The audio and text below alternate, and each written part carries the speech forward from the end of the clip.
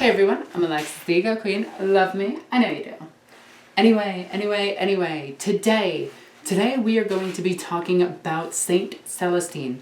We are going to be doing an army overview of each and every single character / unit in this army, and we are focusing on Celestine today, as well as her two Gemini, considering now that they are a separate elite choice.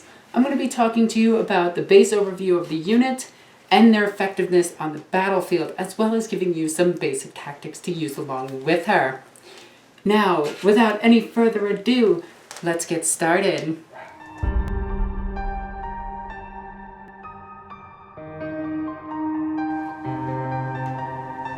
Saint Celestine, probably the most important character in an Adeptus Sororitas army. Saint Celestine is going to be the backbone, and she fits into a third HQ slot.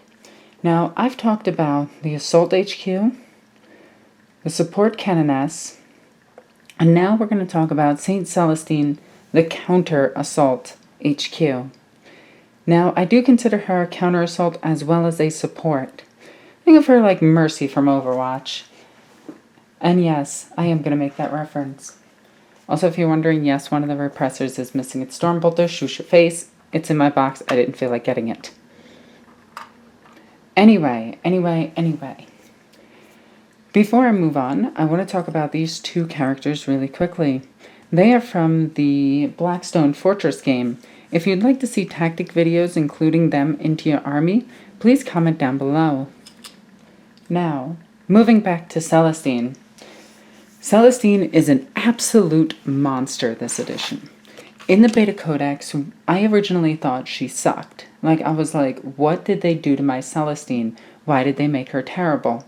I'm here to tell you that that isn't true. In fact, she's gotten better. I know it's hard to believe, but I personally think that she has gotten way better. Now, we are going to talk about army synergy, tactics, and all sorts of other things in this basic overview of the character, basic tactics, and things of that nature. As you can see, I have several other characters and everything out to represent what I would do when I bring her out onto the battlefield. Of course, you have your Dominions with Meltaguns and Repressors, because, let's face it, that's one of the best units in the game, and one of the best units in the Codex. We will be doing a full tactics video on them, but for the most part, you can actually watch this video and get their full tactics from this video. Getting back to Celestine, let's go over her basics. So, once I get to her, Celestine cannot benefit from any of the orders. Order of the Martyred Lady, Order of the Ebon Chalice, Order of the Bloody Rose don't affect her. Even though she is of Order of our Martyred Lady, she used to be a Repentia that became Saint Celestine. We don't know the exact lore about how she became Saint Celestine, but she did. Same with the Geminis. We're really not sure how they came into existence either, except for Celestine just kind of going, you and you are now Geminis. Here's awesome golden armor and a jump pack. Follow me into battle. Even though Canonesses, which is what their stat line is, don't have it. But I digress. I can almost guarantee this will be a Canoness in the near future, hopefully with a storm shield.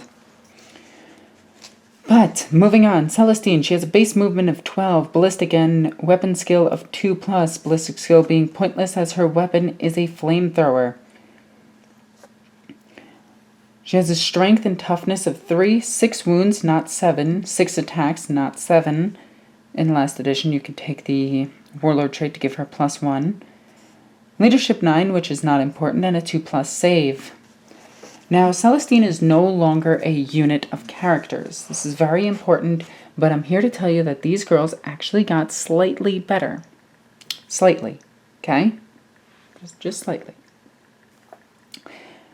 Celestine has the Ardent Blade, which turns her Strength 3 into Strength 7 at AP -3, 2 damage. It's a really decent weapon for the amount of hits you're going to get off of her, and some of the abilities you can kick on her, like the Active Faith that makes her attack twice on a 5+.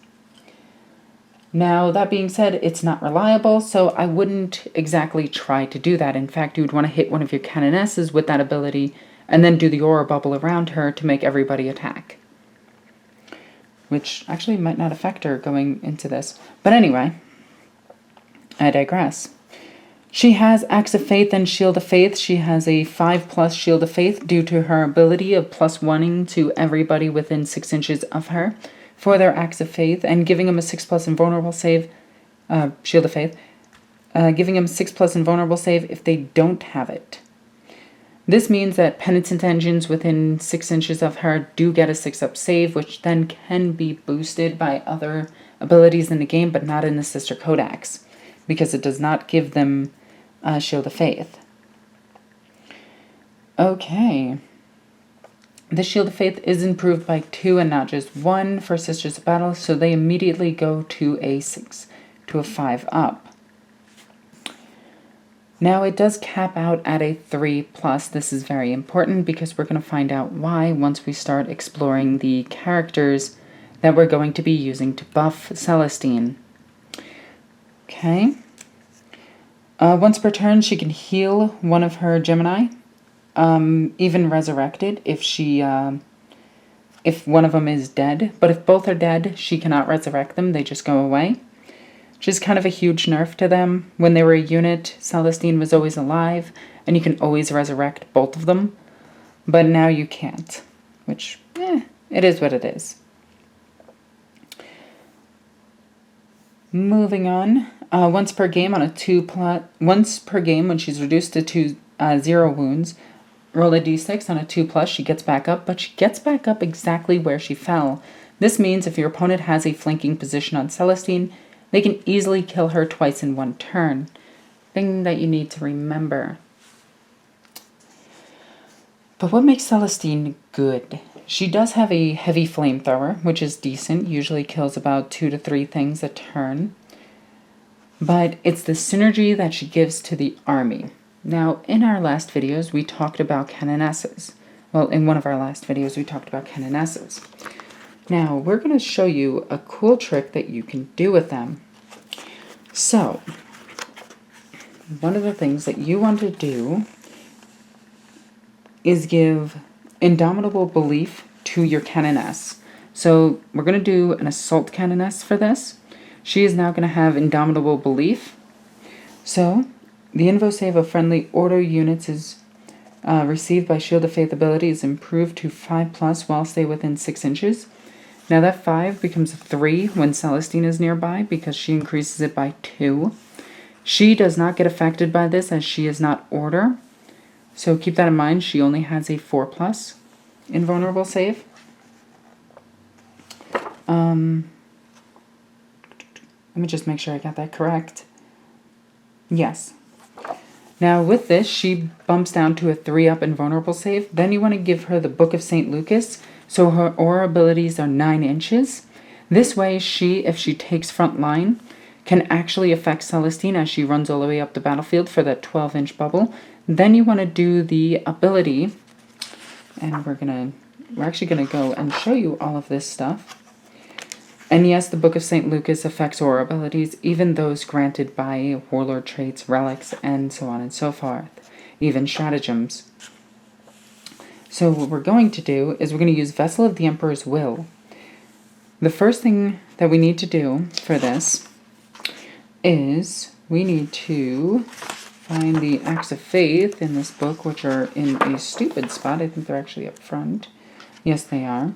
We're going to do the ability to have the entire army move 3 extra inches, which is Hand of the Emperor. Use this Act of Faith at the start of your movement phase. If successful, add 3 inches to the selected unit's movement characteristic until the end of the phase. This has this Canoness moving at 9 inches. Then what you want to do, since she has a 9-inch bubble, is you want to use Vessel of the Emperor's Will. Use this stratagem after a successful test of faith roll is made for an Adeptus Sororitas character from your army. The Act of Faith used on the character affects all friendly Adeptus Sororitas units within 6 inches of the character. Now this actually does affect Celestine, as she is an Adeptus Sororitas unit.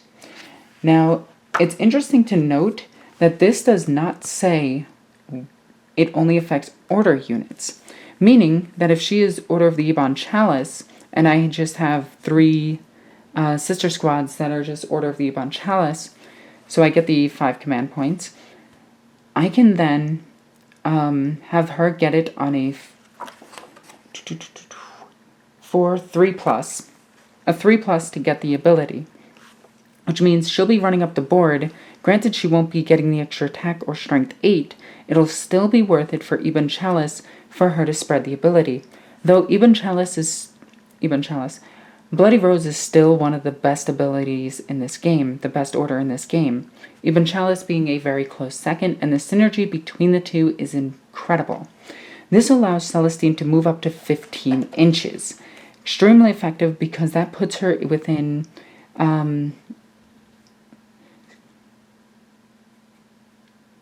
it still puts her within 9 inches of your opponent's deployment zone, so it still gives you the ability to have Celestine protect your 3 repressors that move 24 inches up the board. We will get into that in just a second. Excuse me for that. Now with her 9-inch aura ability, this will affect units that have scouted up 12 inches. So she'll be able to move, they'll be able to move an additional 3 inches, meaning that their assault on turn 1 is 3 inches, putting them within range of Melta abilities, so killing tanks easier. Then, with Celestine as close as she can get to all of her units, she now gives them all a 3+ invulnerable save. This is extremely important synergy in your army, and this is the best way to run the sisters, in my opinion. Now, that being said, I have yet to test Sister Blob Rush. So, I have seen forums and I've discussed with people about blob rushing sisters, being that they are very, very, very good, especially with this same combo. So keep this combo in mind of the Vessel of the Emperor's Will, Hand of the Emperor, Vessel of the Emperor's Will, Book of St. Lucas, and Indomitable Belief as the Warlord trait. All of this will give your army a huge boost to synergy with Celestine nearby. Now, I said Celestine is a counter-assault unit. Turn 1, I would not be assaulting with Celestine anymore. Instead, I actually want to put her behind a group of Seraphim, or a unit of Battle Sisters that have made it up the board that far by advancing, or a unit of Repressors with her just stuck in the middle. This way no one can assault her or shoot her. Keeping her Gemini very close and a character bubble in between them means that these two girls can't be targeted as their characters, she can't be targeted as she's a character, and they have to peel off the repressors before getting to her. With a 3+ invulnerable save, it's going to be very difficult for your opponent to dig through your repressors turn 1. This means that your repressors will actually be around for multiple turns. And repressors around for more than one turn is extremely deadly to your opponent. Eldar, you're going to have so much fun with these. Anyway, moving back to Celestine herself and how I would run her, I would take the Gemini. Now, the reason I say that, and a lot of people disagree with me on this, is I still see the use of these two Gemini. Now, back in the older edition, when Celestine took a wound and was with these girls, she would have to take the wound until she died. Not anymore. She can actually take several wounds before passing them off to the Gemini, because the Gemini's ability is roll a d6 for each time Celestine loses a wound while she's within 3 inches of this unit. On a 2+, Celestine does not lose a wound, but instead, this unit suffers 1 mortal wound. Now, they do have to take it while they're within 3 inches of Celestine, which is still good because you can do things like this. Keep one of them within 3 inches, and keep one just out. And since the unit is within 3 inches, you can put them on the one that's out of 3 inches. Now, that's because of the unit. Unit coherency is very important in this edition.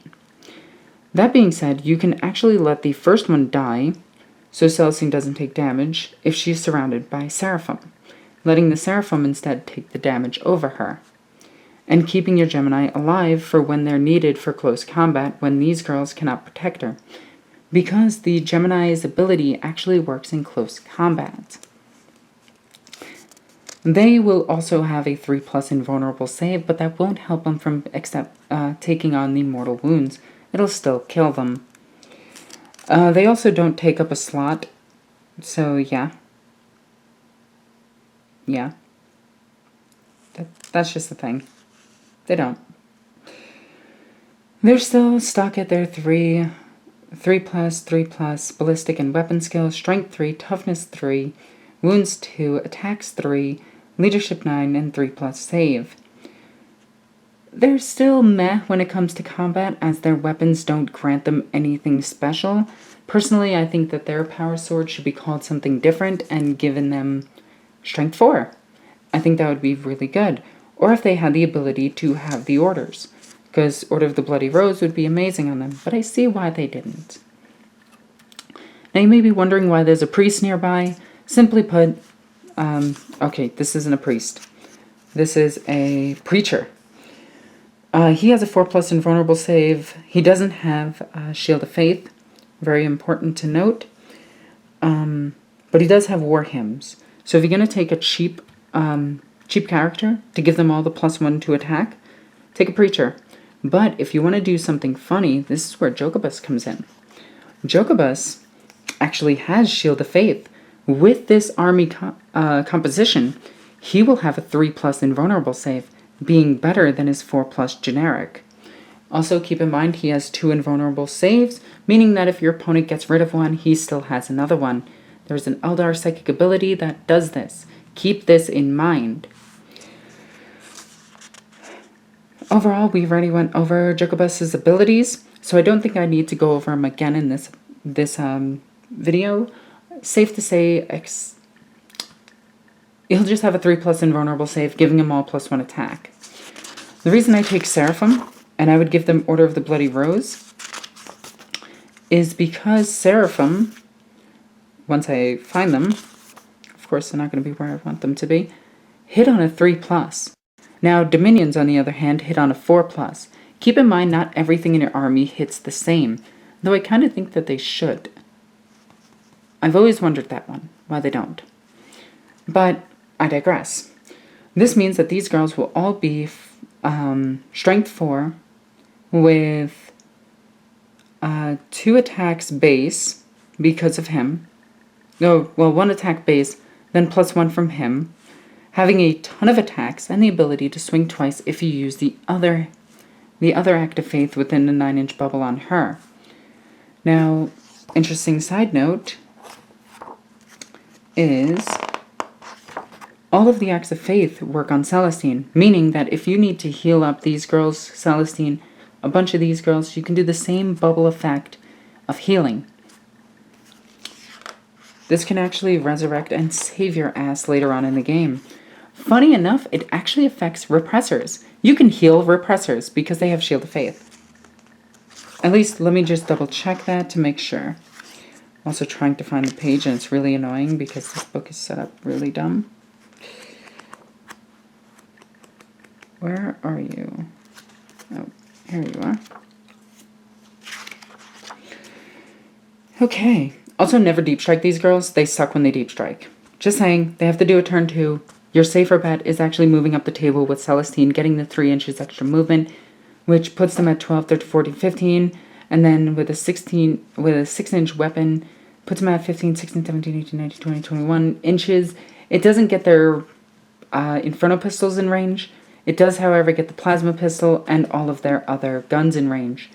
Interesting side note, she can take a plasma pistol and a bolt pistol, which might be the combo I use going into the future. Except maybe not with her, because the power sword isn't bad on her. Strength 4 with Bloody Rose, and yeah. Now, where are the acts of faith? Why can I never find them? That is always the butt in this. I really gotta put markers down in this book. Here we go.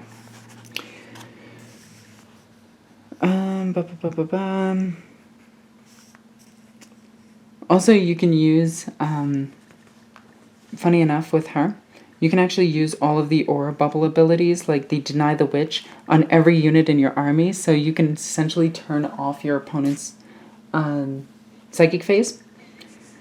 Celestine is just a boost when she needs to get into combat. Keep her Gemini close to her.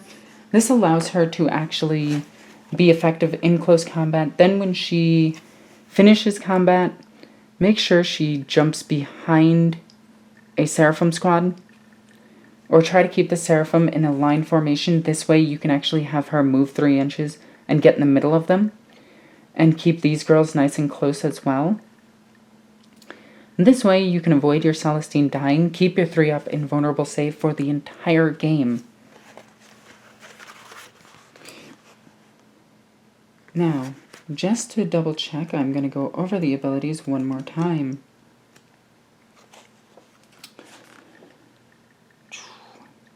The invulnerable save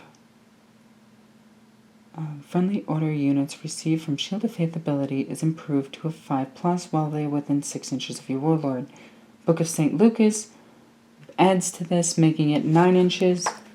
Then you have Celestine's ability, which is the invulnerable saves of friendly Adeptus Sororitas units received from Shield of Faith ability is improved by 1 whilst they are within...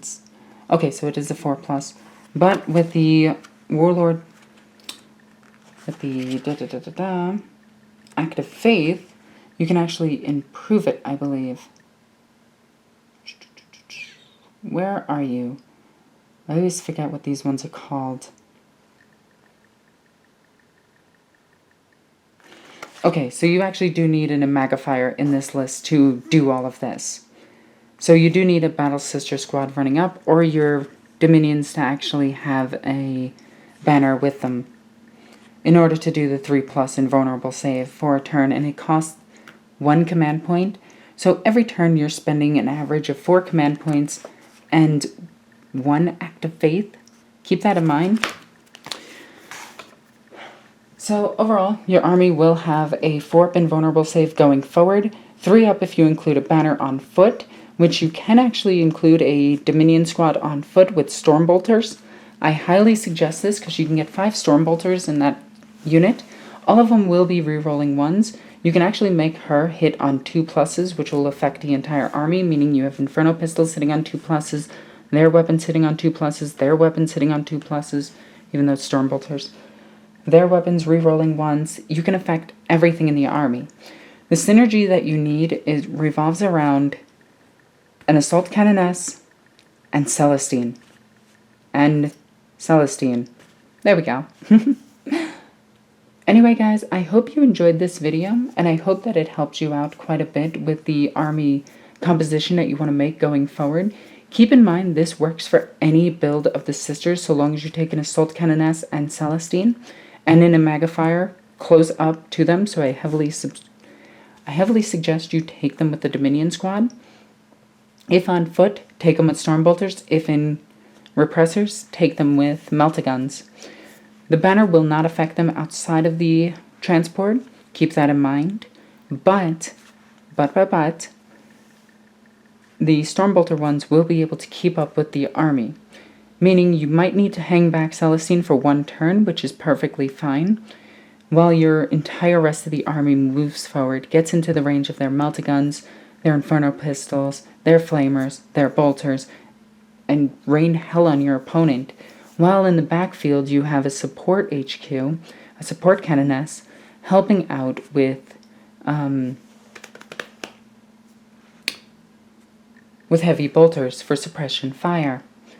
This combo, I think, is one of the best in the book. In fact, I think it is the best in the book, and I think this is going to be seen in tournaments. Though it isn't entirely reliable, I still think that it's worth it, because if you can get it off for 1 or 2 turns, your opponent's army is going to be absolutely devastated. Especially when you go, you want to shoot this, 3+ invulnerable save due to a flag. You want to shoot this? That's fine. Shoot that? Fine. 3-up invulnerable save for a turn as you move forward with your army. Keep in mind to keep your Cannoness surrounded by infantry. This is why I suggest fast-moving units like Seraphim. 1 to 2 units should do. Keep them in squads of 10. This way you get extra Acts of Faith.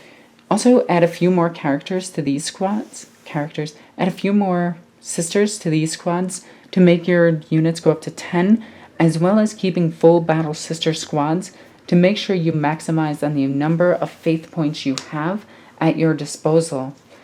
This will allow you to use Vessel of the Emperor's Will every single turn, as well as having a high number of command points and faith points, so you'll keep being able to do all of your Acts of Faith and balance out your army. you're going to have a devastating turn 1 and turn 2. After that, your opponent's going to start figuring out what to kill. So it's really about placement.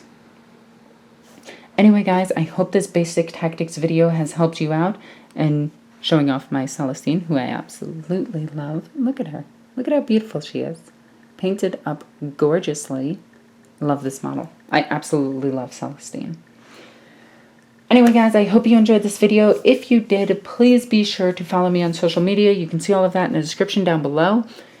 There you can also find my Patreon and my Discord. Be sure to try to check out both of them. If you support me on Patreon, you are awesome, and you are showing that the Emperor's might will overcome my chaotic half.